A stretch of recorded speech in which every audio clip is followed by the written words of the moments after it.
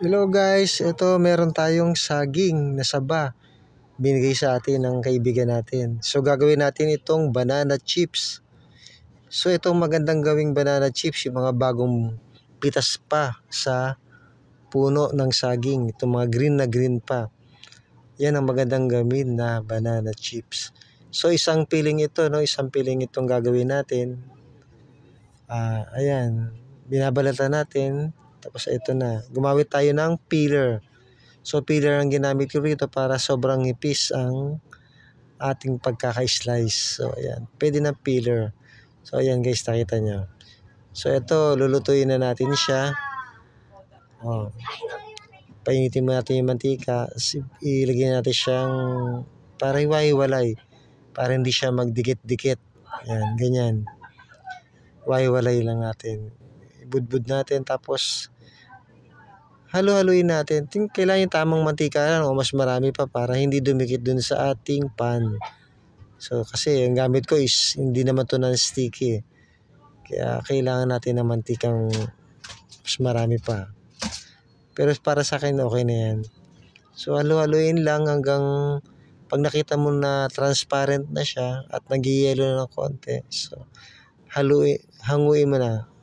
Dahil isasalang ulit natin yan for the second time.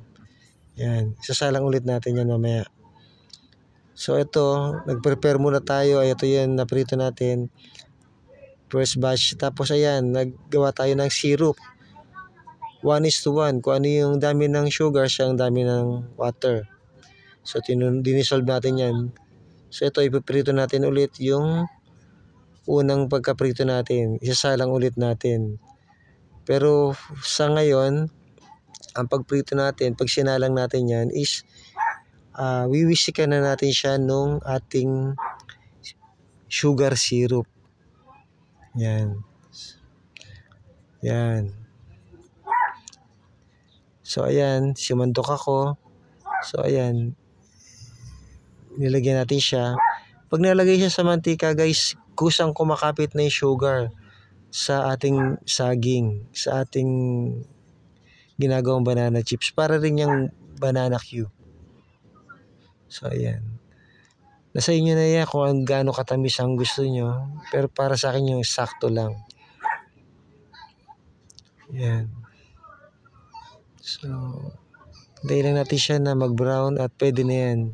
So parang kulang pa, naglagay pa ako ulit. So ayan guys.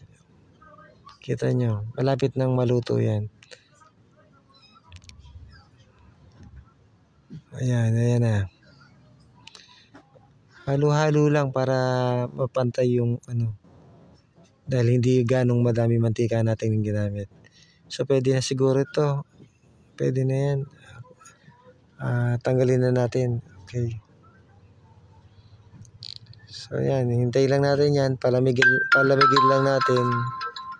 Tapos pwede na natin siyang ilagay sa ating mga lalagyan.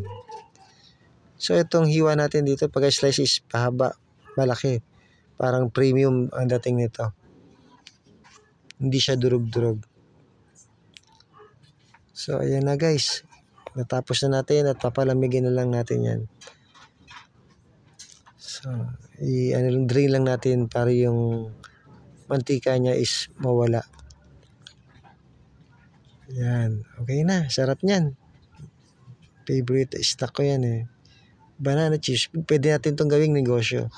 So ayan guys, isang piling. Ayan ang nagawa natin. 1 galon. Actually, kinain ko na yan eh. Puno yan. Apaw yan. Pero sa isang piling yan, ang dami oh. Ang dami nating nagawa. 1 galon. Ayan. So kung nagustuhan mo itong video nito, paki-like na lang at paki-share at paki-follow na rin ang ating page. Thank you.